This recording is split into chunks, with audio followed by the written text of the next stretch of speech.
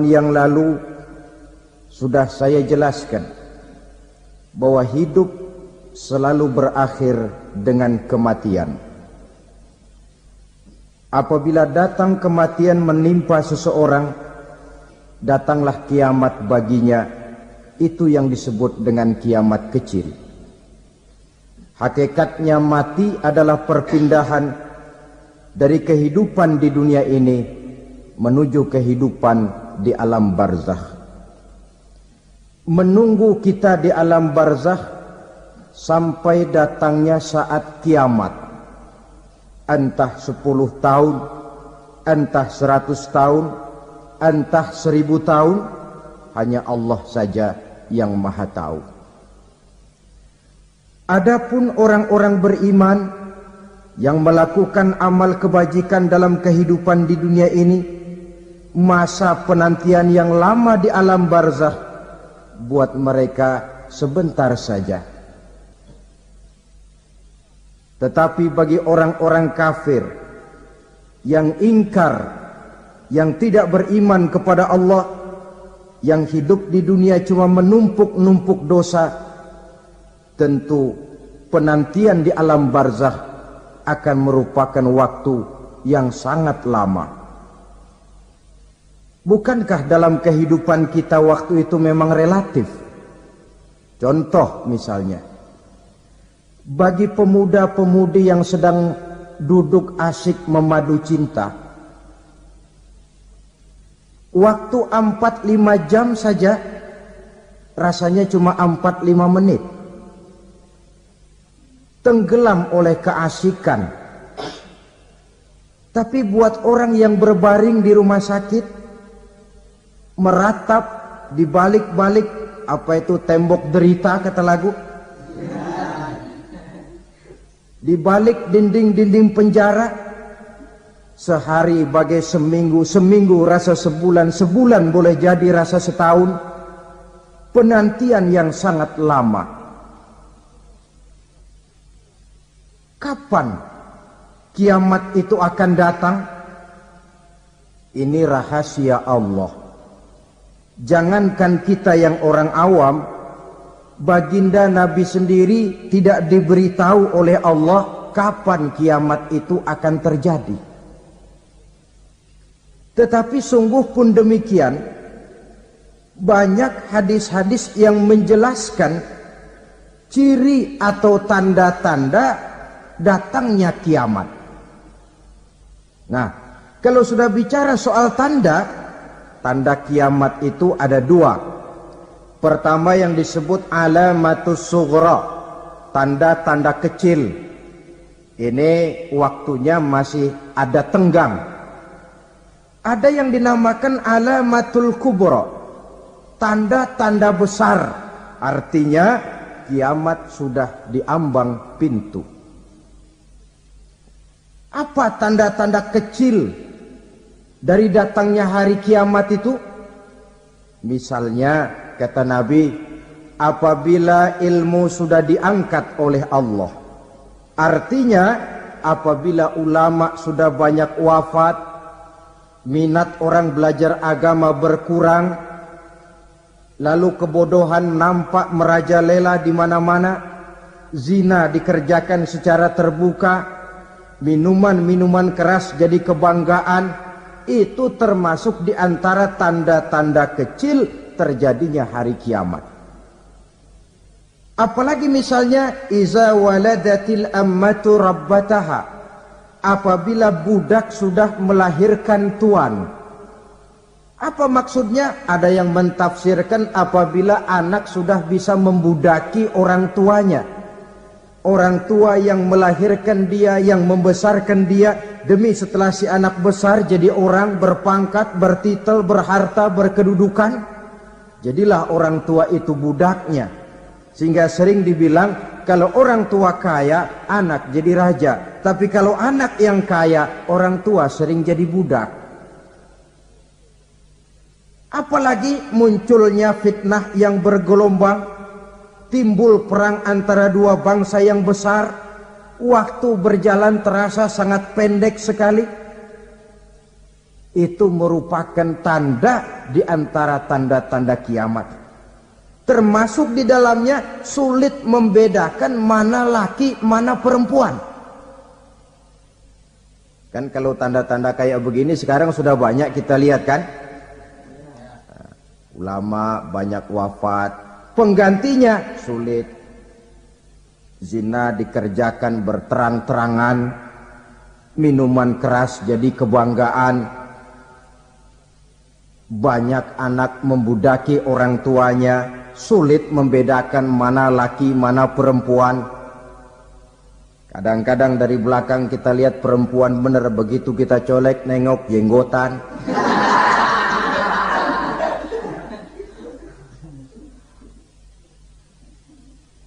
Ini termasuk tanda-tanda kecil, masih ada tenggang sampai akan terjadinya kiamat itu. Nah, yang dimaksud dengan tanda-tanda besar, ini tanda besar artinya kiamat sudah di ambang pintu. Pertama, matahari terbit dari sebelah barat. Apabila matahari sudah terbit dari arah sebelah barat, tertutuplah sudah pintu taubat. Bersabda Nabi kita, la taqumus sa'atu hatta tatlu'a syamsu min maghribiha. Tidak akan datang hari kiamat sampai matahari terbit dari arah sebelah barat. Fa iza tala'at, manakala matahari telah terbit dari arah sebelah barat, wa ra'ahan nasu, manusia banyak menyaksikan itu, amanu ajma'un, mereka pun lalu beriman.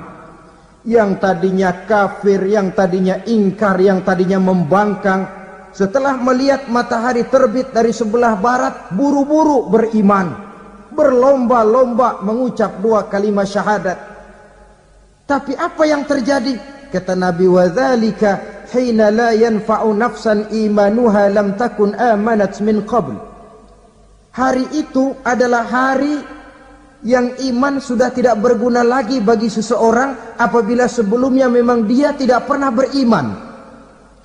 Au kasabat fi imaniha khaira, atau beriman tetapi tidak pernah melakukan kebajikan di dalam keimanannya itu.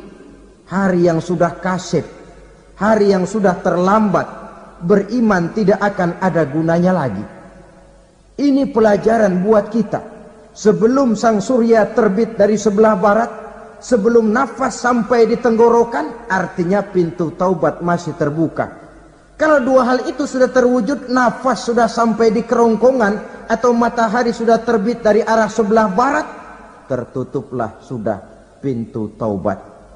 Tak ada lagi gunanya pangkat, jabatan, harta, bahkan beriman pun dalam suasana macam itu. Too late, kata orang Kulon. Sudah terlambat. Matahari terbit dari arah sebelah barat. Itu tanda besar, artinya kiamat sudah di ambang pintu. Lalu apalagi tanda besar? Munculnya Dajjal. Dajjal artinya pendusta-pendusta yang menyesatkan manusia. Ada 2 macam Dajjal, saudara.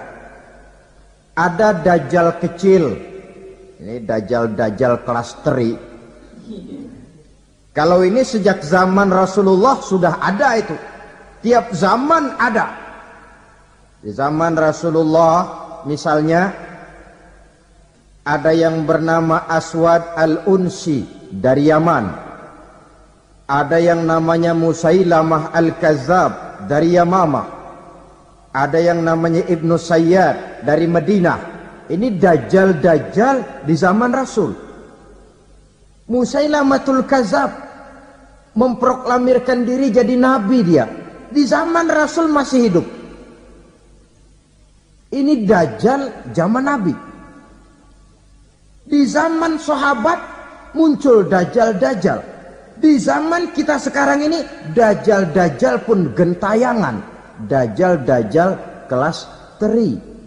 Kerjanya mendustakan manusia, menyesatkan manusia, memalingkan manusia dari jalan yang benar dan diridhoi oleh Allah Subhanahu wa taala. Adapun yang merupakan tanda besar dari datangnya kiamat, dajjal-dajjal kelas kakap. Pembohong-pembohong besar yang menyesatkan masyarakat manusia berpaling dari jalan Allah mengikuti jalan mereka. Apa sih ciri dajjal itu? Kata Nabi dalam hadis Bukhari Muslim, "Innad dajjala", sesungguhnya yang namanya dajjal itu yakhruju, satu saat akan muncul mendekati hari kiamat, wa inna ma'ahu ma'an, si dajjal ini membawa air, wanaran, dan juga membawa api. Dua simbol. Di tangan yang satu dia bawa air, di tangan yang satu dia bawa api. Wa ammal ladzi yarahu an-nasu ma'an fanarun. Adapun yang orang banyak lihat air, hakikatnya adalah api. Yang dilihat api, hakikatnya adalah air. Oleh sebab itu, kalau api yang ditawarkan, ambillah air. Kalau air yang ditawarkan, pilihlah api. Maksudnya apa ini? Ini bahasa simbol, saudara-saudara. Dajjal bicaranya seolah-olah untuk kepentingan manusia. Menawarkan surga. Surga yang dia tawarkan hakikatnya neraka. Hai manusia, kalau kau mau bahagia, jangan dekat-dekat dengan agama. Solat itu tidak efektif dan efisien, tidak produktif dari segi ekonomi itu. Menghadiri majelis taklim cuma buang-buang waktu. Tahajud, tasbih, tahlil, baca Quran, apa itu? Pekerjaan mubazir saja. Hidup ini cuma sekali, masa yang cuma sekali, manfaatkan dengan sebaik-baiknya. Mumpung, dibawanya sifat mumpung tetapi dalam pengertian yang sangat negatif.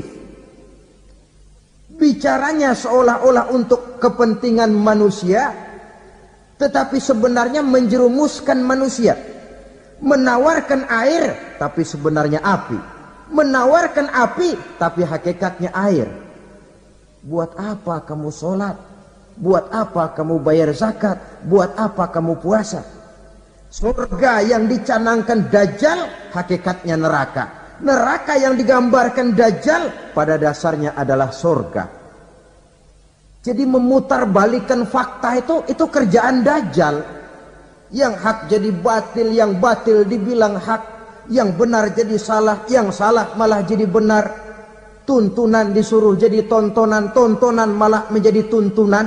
Itu pekerjaan Dajjal profesinya. Zamannya Nabi Adam, Dajjalnya kan iblis. Betul? Betul. Apa sih rayuan iblis itu? Allah setelah menciptakan Nabi Adam kan bilang, Adam, kau dan istrimu Hawa tinggal di surga ini. Seluruh fasilitas yang ada di surga persilahkan kau nikmati. Satu yang tidak boleh, jangan coba-coba dekati pohon khuldi. Dekat saja jangan, apalagi sampai memetiknya. Datang Dajjal yang namanya iblis ini. Adam, kamu tahu nggak kenapa tidak boleh makan buah khuldi? Ya nggak tahu, pokoknya saya dilarang. Bodoh kamu Dam. Khuldun artinya kekal.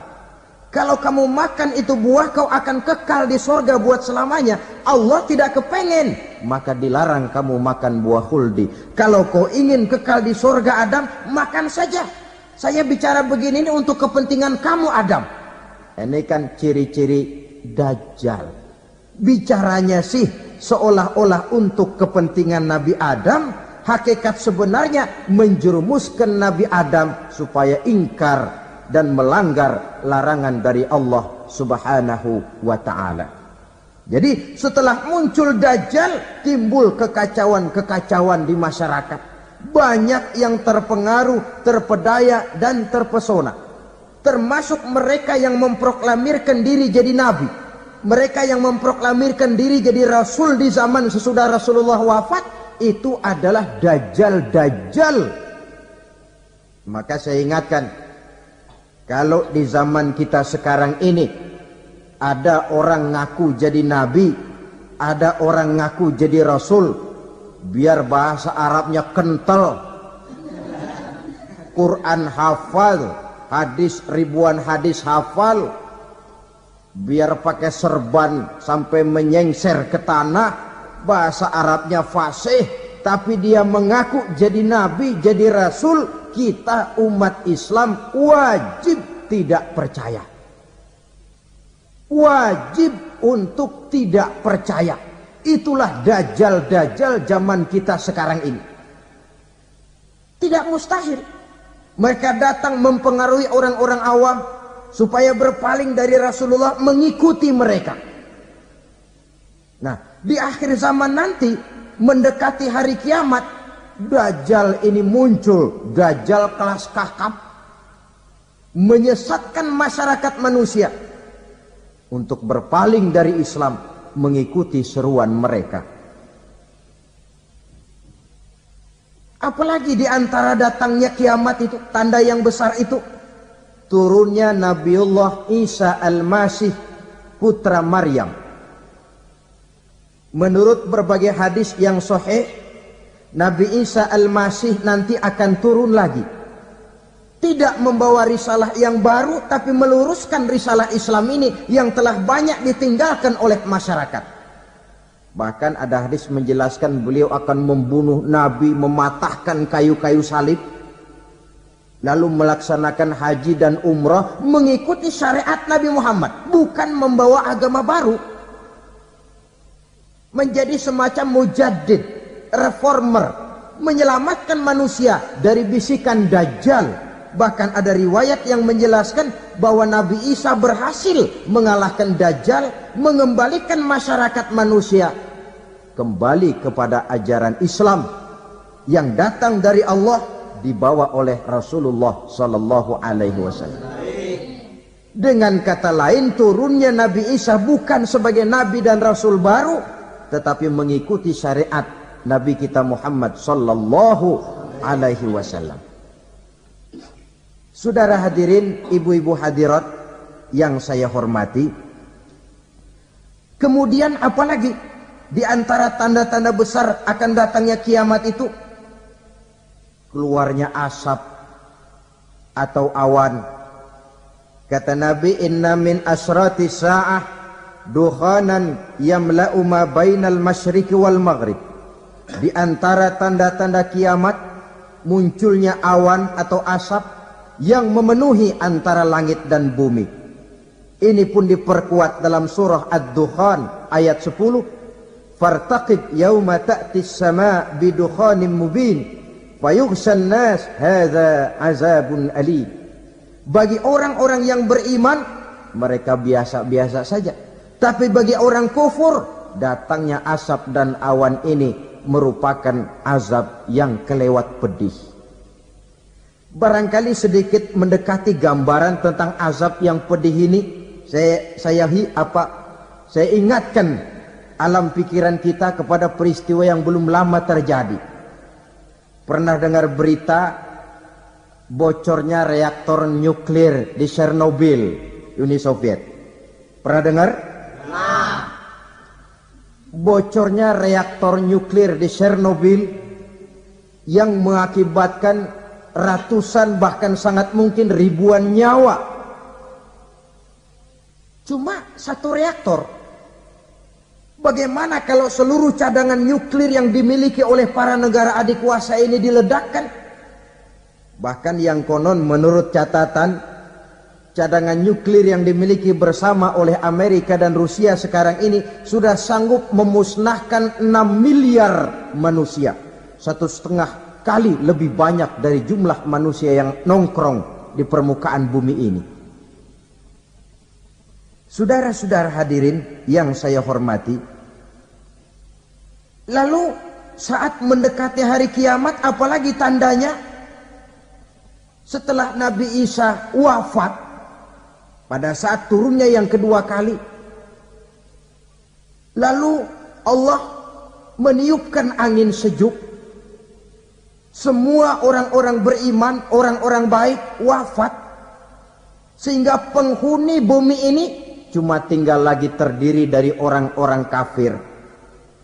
Tidak ada lagi di bumi ini yang bisa mengucapkan Allah.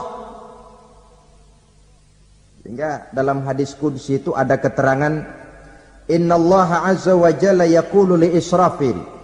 Allah pernah pesan kepada malaikat Israfil. Kata Allah, Israfil, Iza sami'ta qailan yaqul Allah Allah fa akhirin nafakh 40 sanatan ikraman liqailiha. Hai Israfil, apabila kau dengar di permukaan bumi masih banyak orang yang mengucapkan Allah Allah, maka tunda sangkakala kiamat itu 40 tahun.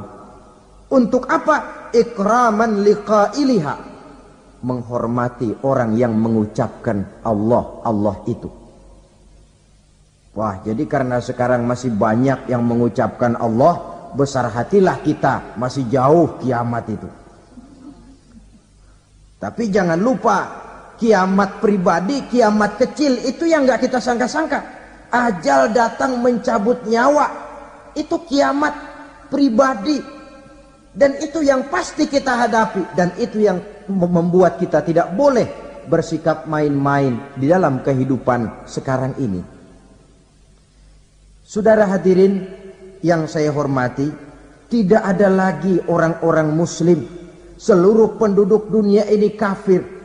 Lalu terciptalah struktur sosial yang berlandaskan prinsip hidup semau gue.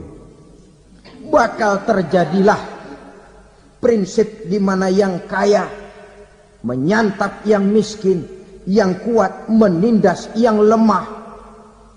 Hidup sudah bagaikan di rimba belantara, berlaku hukum rimba. Siapa yang kuat dia yang menang, siapa yang lemah menjadi mangsa.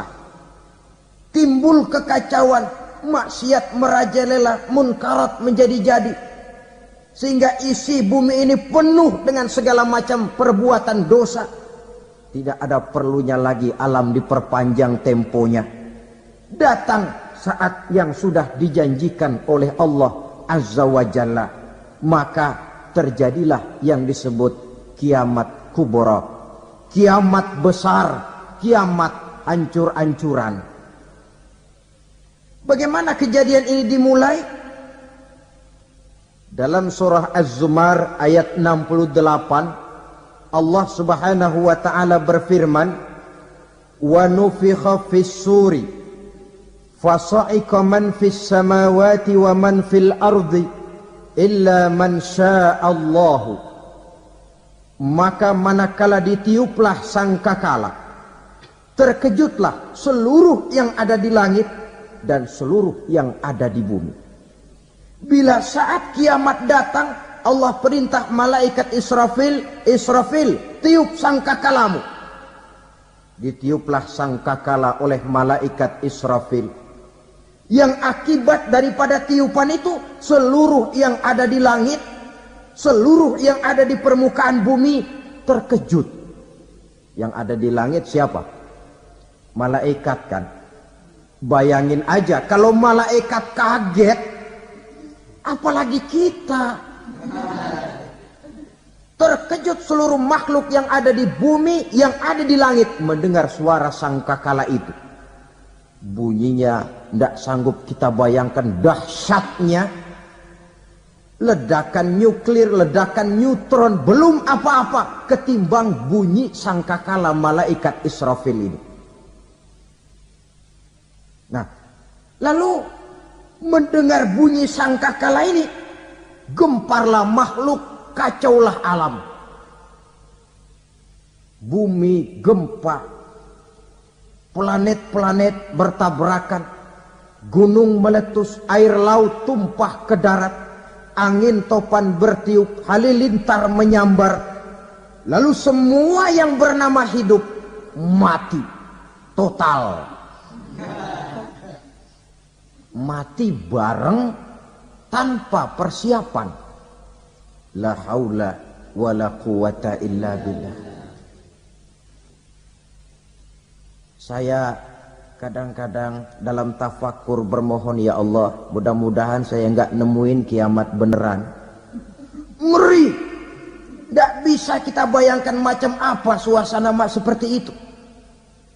Allah saja banyak memberikan gambaran, misalnya Al-Qari'ah, wa mal qari'ah, wa ma adraka mal qari'ah. Kejadian yang menggemparkan. Tahukah kamu apa kejadian yang menggemparkan itu? Yauma yakunun nasu kal farasil mabsus wa takunul jibalu kal ihnil manfus. Pada saat itu manusia berterbangan bagai kupu-kupu. Gunung berterbangan seperti kapas ditiup angin. Gunung saja macam kapas, konon lagi manusia. Kematian total, mulai semut sampai gajah mati, jin mati, iblis mati, malaikat mati. Malaikat saja mati. Saudara hadirin yang saya hormati, kematian total yang tanpa persiapan. Orang bilang, Pak, kalau mati bareng begitu yang repot malaikat maut dong ya. Cabut sana, cabut sini. Itu kalau menurut logika kita, mestinya begitu menurut logika. Tapi logika juga yang bilang nggak perlu serepot itu. Sebab untuk mematikan listrik di wilayah DKI, di wilayah Jakarta, nggak perlu tiap rumah didatengin matiin ya lama. Cukup dari kantor pusatnya saja PLN tekan satu tombol, gelaplah seluruh Jakarta. Saudara hadirin yang saya hormati, kematian total. Lalu setelah kematian total, planet-planet juga mati, dalam arti tidak bergerak dan beredar. Angin mati, dalam arti tidak bertiup. Air mati, dalam arti tidak ada riak gelombang. Pokoknya semua mati. Kullu nafsin za'iqatul maut. Semua yang bernafas mati. Dalam ayat lain, kullu man 'alaiha fan. Semua yang ada di permukaan bumi fana. Yang kekal cuma Allah subhanahu wa ta'ala. Yang paling belakang mati, malaikat maut dan malaikat Israfil. Tapi mati juga sesuai dengan janji Allah. Menurut hadis Bukhari Muslim dari Abi Hurairah, masa tenggang waktu antara kematian total pada tiupan sangkakala pertama dengan proses kebangkitan pada tiupan sangkakala kedua 40 lamanya. Tidak dijelaskan oleh Abi Hurairah 40 jam, apa 40 hari, apa 40 tahun. Hadis-hadis cuma menyebutkan 40 saja. Sunyi alam, yang tinggal cuma Allah saja lagi. Ketika itu Allah berseru-seru, katanya, limanil mulkul yauma. Siapa para penguasa hari ini? Mana itu raja-raja dan penguasa yang dulu mengaku jadi Tuhan? Fir'aun. Mana Fir'aun sekarang? Yang dulu jadi raja, merasa berhasil, sombong, lalu tidak mau turun-turun dari kekuasaannya, sampai kepada puncak kekurang ajarannya mengangkat diri jadi Tuhan. Mana itu Fir'aun? Namrus. Mana sekarang Namrus? La ilaha illa ana. Ternyata tidak ada Tuhan lain selain daripada aku, kata Allah. Proses kemudian, saudara-saudara, turunlah hujan dari langit. 40 lamanya hujan itu. Tidak jelas juga 40 jam apa 40 hari. Setelah air turun membasahi, datanglah tiupan sangkakala yang kedua. Semua yang bernama mati bangkit dari kuburnya masing-masing. Ini yang disebut yaumul ba'tsi, hari kebangkitan. Allahu Akbar. Pada saat kita bangkit dari kubur kita masing-masing, kumpul di padang mahsyar namanya. Bayangin aja, saya sendiri nggak sanggup bayangin.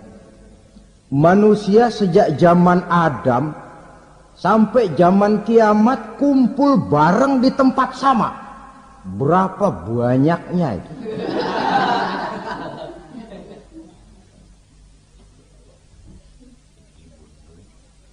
Dan yang luar biasa menurut satu riwayat, pada saat bangkit itu, Masya Allah, roman muka kita berubah,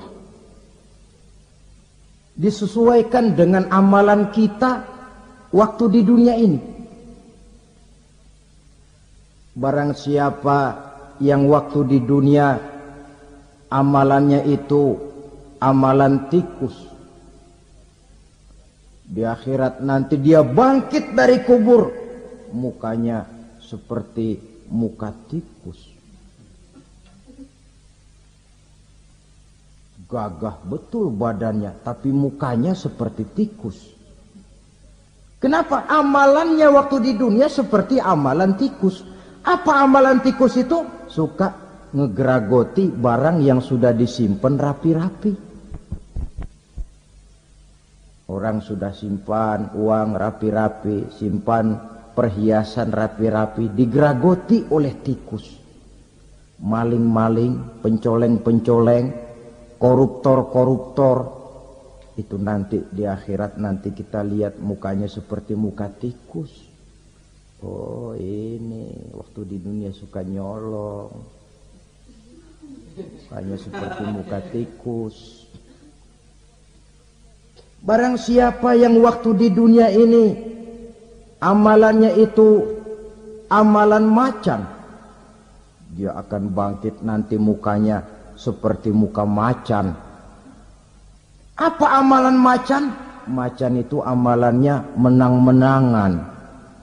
Orang yang mau menang saja nggak mau mengalah. Coba lihat di hutan, kenal hutan nggak? Di hutan, raja hutan di mana-mana pasti macan. Betul kan? Betul. Padahal hutan belum pernah bikin pemilihan umum.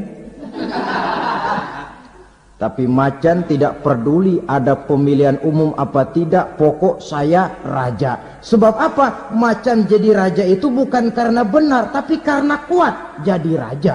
Setelah dia jadi raja, rakyat hutan yang mesti dilindungi malah dimakan oleh raja macan. Kambing rakyat hutan dimakan oleh macan. Ayam rakyat hutan dimakan oleh macan. Itu nanti kita lihat di akhirat itu mukanya seperti muka macan, gagah betul. Lalu barang siapa yang di dunia ini amalannya itu seperti amalan anjing, nanti dia punya muka seperti muka anjing. Apa amalan anjing? Pertama, anjing itu kalau disuruh jaga rumah, dia tidak bisa membedakan mana maling, mana tamu. Biar yang datang maling, kalau bawa tulang, anjing kalem.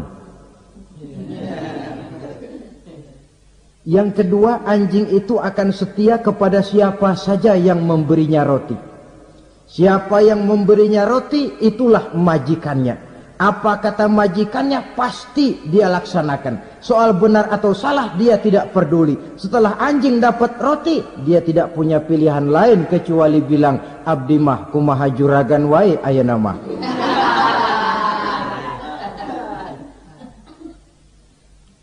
Saudara hadirin yang saya hormati, berkumpul di padang mahsyar, tiap orang sibuk dengan persoalannya masing-masing. Matahari waktu itu didekatkan oleh Allah. Panas luar biasa.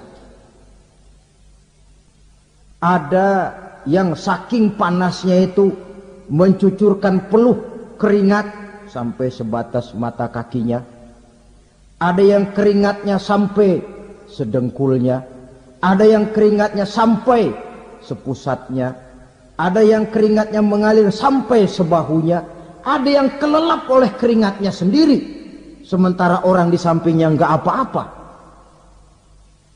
Bergantung lagi amalan dia waktu di dunia ini. Saudara-saudara, sebagian orang dalam kepanikan padang mahsyar berombong-rombong datang mereka menghadap Nabi Adam. Ya Adam, anta abal bashar. Hai Adam, Tuhan adalah bapak moyang manusia. Kami sebentar lagi akan disidang, dimintakan pertanggungan jawab. Tolonglah kami, hai Adam. Kata Nabi Adam, jangankan nolongin sampean, saya sendiri tanggung jawab di hadapan Allah ketika dulu tidak boleh makan khuldi, saya serobot. Sudahlah, urus diri masing-masing saja, nafsi. Begitu kata Nabi Nuh, begitu kata Nabi Ibrahim. Tiap orang bertanggung jawab sendiri-sendiri. Ketika itulah saudara-saudara, nikmatnya menjadi umat Nabi besar Muhammad sallallahu alaihi wasallam. Sebab apa? Walaupun menurut abjad kita ini umat paling belakang, kan paling belakang kita ini toh, karena Nabi Muhammad adalah Nabi akhir, tapi akan dihisap lebih dulu, lewat di atas sirat lebih dulu, masuk surga lebih dahulu ketimbang umat-umat belakangan. Ketika Rasul mendekati ajal, beliau tanyakan itu kepada malaikat Jibril. Malaikat Jibril berkata, Muhammad jangan khawatir, Allah sudah berjanji, inni haramtul jannata ala sairil anbiya hatta tadkhulaha anta, wa haramtuha ala sairil umami hatta tadkhulaha ummatuka. Surga aku haramkan buat seluruh nabi kecuali kalau engkau Muhammad sudah masuk ke dalamnya, dan surga aku haramkan buat seluruh umat kecuali kalau umatmu Muhammad sudah masuk ke dalamnya. Logikanya, walaupun menurut abjad kita umat paling belakang, bakal dihisap paling dulu, lewat di atas sirat paling dulu, masuk surga paling dulu, kalau mampir ke neraka juga paling dulu. Ya resiko. Jangan mau enaknya aja paling dulu. Saudara hadirin yang saya hormati, setelah masa kebangkitan itu jangan dikira begitu bangkit langsung diperiksa, masih menunggu menanti ribuan tahun perhitungan padang mahsyar untuk sampai kepada proses yang disebut yaumul hisab, hari perhitungan. Seorang demi seorang bakal dipanggil. Bayangkan saja, kita se-RT saja di absen, kadang-kadang perlu waktu lama. Ini manusia sejak zaman Nabi Adam sampai datang hari kiamat, satu demi satu disidang di hadapan Qadhi Rabbul Jalil. Status sosial copot sudah waktu itu. Yang pernah jadi hartawan di situ tidak lagi kelihatan kehartawanannya. Yang pernah jadi jenderal tidak lagi dipanggil jenderalnya, yang ustadz tidak lagi dipanggil al-mukarramnya. Seluruh status sosial selesai. Dipanggillah kita seorang demi seorang menghadap Qadhi Rabbul Jalil. Bagaimana proses penghisaban itu? Pertama, proses tanya jawab. Di antaranya ada hadis menyatakan, lan tazula qadama 'abdin yaumal qiyamah hatta yus'ala an arba'i khisalin.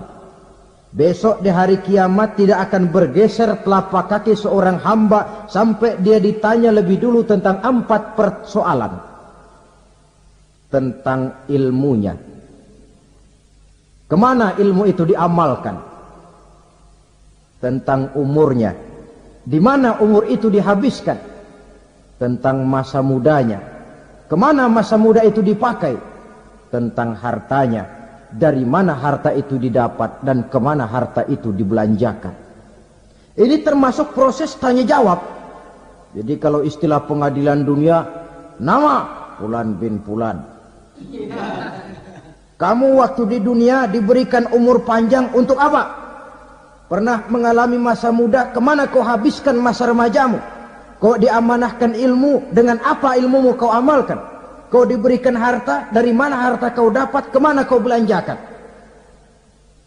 Tak seorang pun yang bisa mungkir. Sebab apa? Dikala itu yang menjadi saksi bukan orang. Yang menjadi saksi adalah seluruh anggota badan kita. Tangan bicara, kaki jadi saksi terhadap seluruh amalan yang pernah kita kerjakan pada saat kehidupan di alam dunia ini. Selesai proses tanya jawab, lalu diperlihatkan buku catatan kita waktu hidup di dunia ini. Jangan lupa Allah itu menyiapkan 2 superkomputer kepada kita. Sebelah ditempelin sebelah kanan, yang sebelah tempelin di sebelah kiri. Komputer itu namanya Raqib dan Atid. 2 malaikat yang apabila baik kita lakukan, refleks saja akan menulis kebajikan kita. Jahat kita kerjakan akan tertulis. Catatan itu nanti diperlihatkan kepada kita. Waduh, alangkah malunya pada saat diperlihatkan catatan kita, buku rapot kita merah melulu. Barangkali diperiksa sambil diomelin, brengsek lo. Buku merah melulu begini, bagaimana waktu hidup di dunia? Tidak cukup diperlihatkan buku catatan kehidupan, rekaman kehidupan. Rekaman kehidupan kita secara utuh sejak terlahir sampai ajal datang merenggut nyawa. Barangkali mirip dengan video sekarang ini, di mana terekam dengan baik seluruh kegiatan kita sejak yang sekecil-kecilnya sampai kepada yang sebesar-besarnya. Untuk kemudian kita pun menerima balasan. In khairan fa khairun wa in syarran fa syarrun. Kalau baik ya baik balasannya, kalau jahat ya jahat juga balasannya. Catatan-catatan kita diberikan. Kalau banyak kebajikannya diberikan di tangan kanan dengan cara yang halus. Kalau banyak kejahatannya diberikan dari sebelah kiri atau dilempar dari belakang. Itulah sebabnya sejak di dunia ini kita sudah mohon kepada Allah. Ketika berwudu membasuh tangan kanan, apa kita bilang? Allahumma a'tini kitabi biyamini wa hasibni hisaban yasira. Ya Allah, berikan saya kitab di tangan kanan, dan kalau saya memang perlu dihisap, hisaplah saya yang seringan-ringannya. Tangan kiri berlindung kita kepada Allah. Jangan sampai diberikan kitab di tangan kiri atau dari arah sebelah belakang. Wa a'udzubika an tu'tiya kitabi bishimali aw min wara'i zuhri, dari arah sebelah belakang. Na'udzubillah min dzalik. Setelah selesai lewat proses penghisaban, lewat mizan, timbangan, maka yang sudah selesai dihisab itu bergeraklah menuju sirat, jembatan yang terbentang menuju surga melalui neraka. Saudara-saudara, panjangnya perjalanan sirat itu memakan waktu ratusan tahun. Tetapi orang yang lewat di atas sirat pun macam-macam, bergantung amalannya ketika di dunia ini. Ada yang lewat di atas sirat itu kalbarkil khatib, seperti kilat yang menyambar, lep, sudah sampai dia di surga. Cepat bukan main. Ada yang lewat di atas sirat itu seperti orang lari-lari. Ada yang lewat di atas sirat itu seperti orang jalan biasa. Ada yang sambil merangkak, ada yang sambil ngesor, ada yang sambil gelayutan.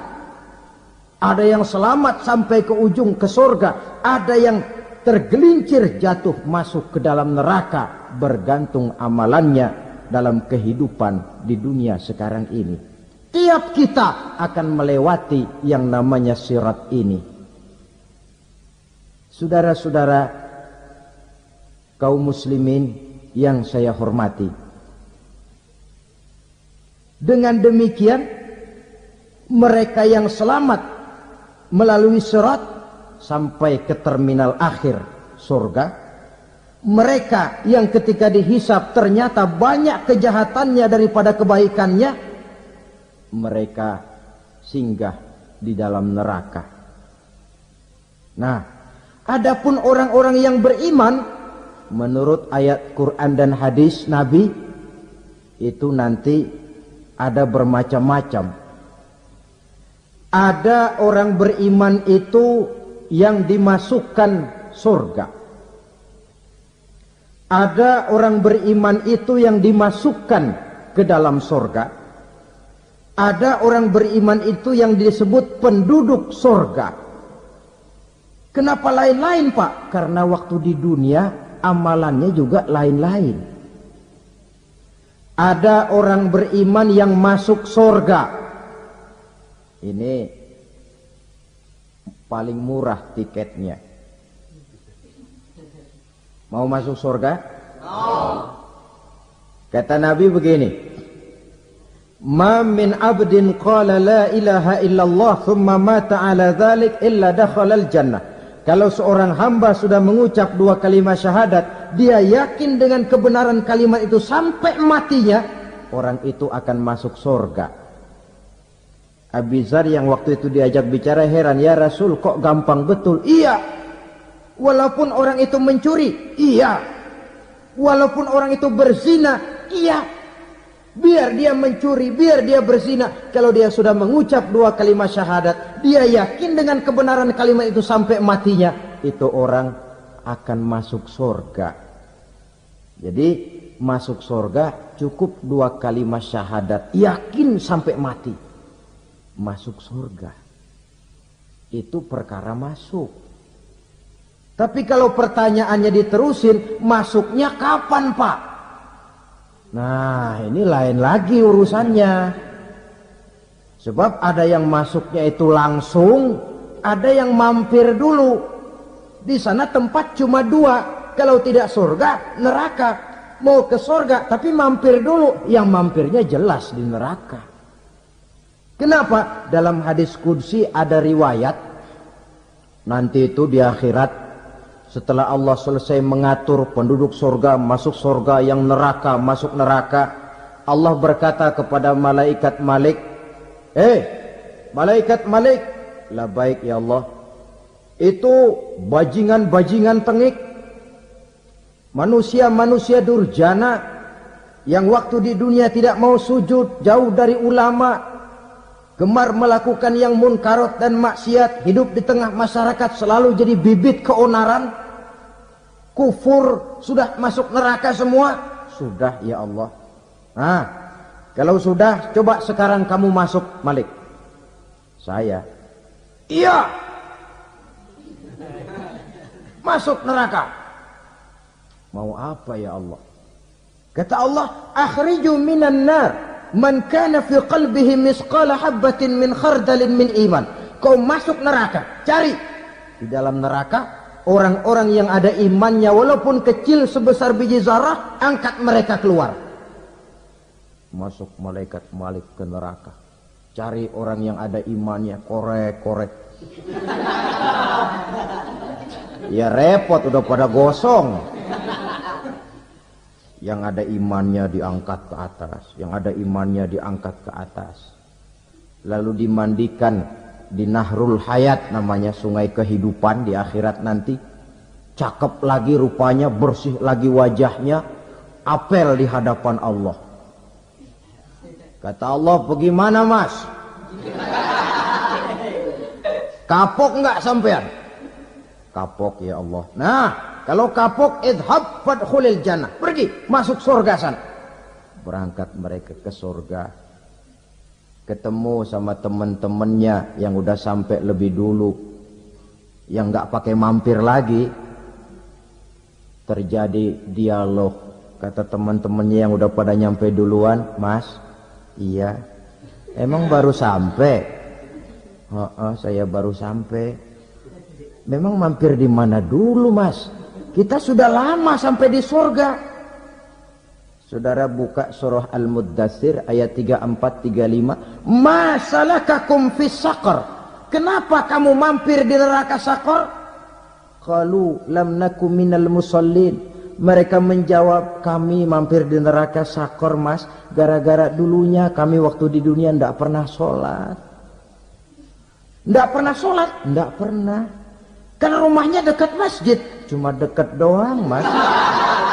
Sholat mah enggak saya. Enggak pernah ngasih makan fakir miskin. Enggak pernah hadir di majelis taklim. Pendeknya enggak pernah melakukan kebajikan. Maka saya pun mampir di neraka Saqar. Untung betul saya punya iman, Mas, sedikit. Waktu hidup di dunia dulu saya pernah mengucap 2 kalimat syahadat. Sekali-kalinya waktu mau kawin. Masya Allah. Untung saja kawin. Kalau nggak kawin polos.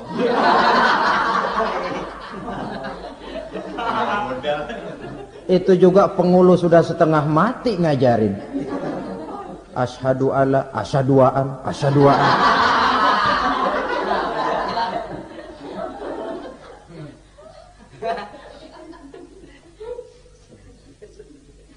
Ini namanya masuk surga, ada mampir dulu. Ada pula orang mukmin itu yang dimasukkan surga. Namanya dimasukkan kan terima beres.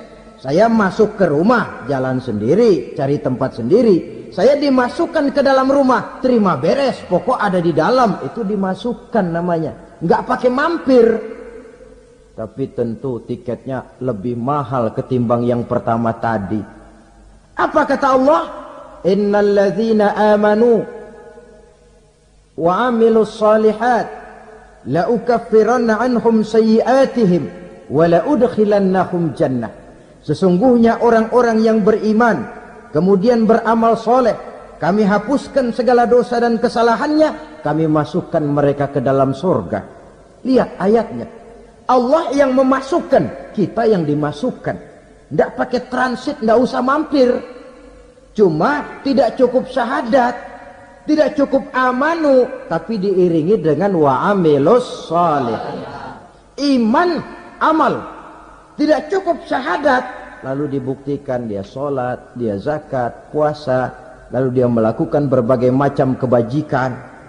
Ini yang menyebabkan dia tidak pakai mampir di tempat yang bernama Saqar. Lalu ada pula orang mukmin itu yang disebut penduduk sorga. Wah, ini sudah VIP ini. Ashabul jannah, penduduk sorga. Siapa mereka? Kata Allah, innal ladzina amanu summa istaqamu fala khaufun alaihim wala hum yahzanun ulaika ashabul jannah hum fiha khalidun. Sesungguhnya orang-orang yang beriman lalu istiqamah, tetap dalam melaksanakan perintah Allah, tidak goyah, tidak labil tapi stabil, istiqamah, mereka tidak takut dan tidak bersedih hati. Merekalah penduduk surga. Iman, istiqamah. Tidak punya duit, sembahyang. Banyak duit, sembahyang. Miskin, sembahyang. Kaya, tetap sembahyang. Istiqomah. Kadang orang kalau susah rajin ke masjid, banyak duitnya ngelihat masjid melengos. Itu yang dibilang waktu miskin hamba Allah, setelah kaya jadi hamba harta. Bergeser, tidak ada nilai istiqomahnya. Saudara-saudara, dengan begitu penduduk neraka itu dua. Ada penduduk permanen, ada penduduk yang semi permanen. Yang semi permanen orang-orang beriman yang mempunyai dosa besar. Mereka masuk ke neraka untuk menerima azab sesuai dengan dosanya. Bila selesai masa azab itu, mereka akan diangkat untuk ditempatkan kembali ke dalam surganya Allah Subhanahu wa ta'ala. Nah, dikala itulah saudara-saudara ada yang disebut syafaat dari Rasulullah Sallallahu Alaihi Wasallam. Tapi tentu jangan lupa syafaat ini ibarat kain menambal dia. Kita punya kain bolong-bolong sedikit, syafaat yang menambal. Solat kita ada kurang dikit, sedekah kita ada campur riak dikit, amalan kita ada tidak karena Allah dikit, kita berharap syafaat. Jadi biarlah kain masih bolong-bolong, yang penting punya kain. Tapi kalau kainnya tidak ada, yang ditambal apanya? Solat tidak, puasa tidak, zakat tidak, berharap syafaat saja. Ya, terlalu berlebihan itu. Saudara hadirin yang saya hormati, apabila selesai proses penghisaban, proses penghitungan, maka dikala itulah manusia terbagi dalam dua kelompok besar. Fariqun fil jannah wa fariqun fis sa'ir. Sekelompok orang-orang beruntung yang masuk ke dalam surga, dan sekelompok lagi masuk ke dalam neraka. Akan memakan waktu untuk menceritakan sifat surga dan neraka, tapi insya Allah pada kesempatan pertemuan lain saya sampaikan. Namun sebagai gambaran umum cukuplah saya sampaikan sebuah hadis qudsi. Allah jelaskan, a'dadtu li'ibadiyas salihin ma la 'ainun ra'at wa la uzunun sami'at wa la khatara fi qalbil bashar. Aku sediakan buat hamba-hambaku yang soleh, yang tidak pernah terlihat oleh mata, tidak pernah terdengar oleh telinga, dan belum pernah terdetik dalam hati manusia. Jadi kenikmatan surga belum pernah dilihat mata, belum pernah didengar telinga, belum pernah terdetik dalam hati. Pedihnya azab neraka belum pernah terlihat mata, belum pernah terdengar telinga, belum pernah terdetik dalam hati. Saudara hadirin yang saya hormati, oleh karena itu sebagai uraian akhir daripada kiamat ini, marilah sama-sama kita memanfaatkan hidup dengan sebaik-baiknya, supaya jangan timbul penyesalan di hari kemudian nanti. Mudah-mudahan kita seluruhnya diselamatkan Allah dari azab neraka.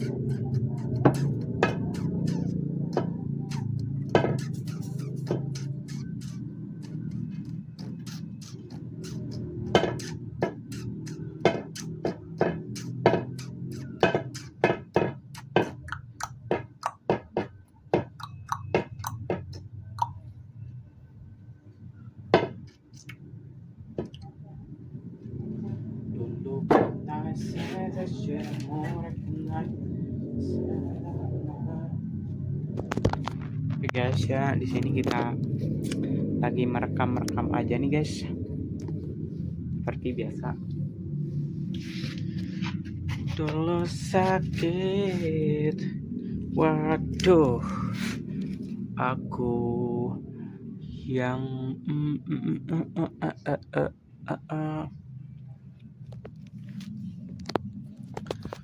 bila kita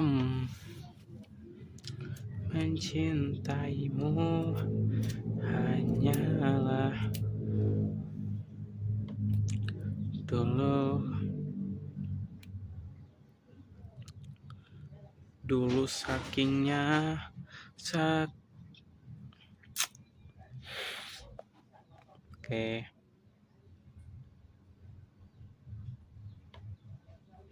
Oke, thank you guys.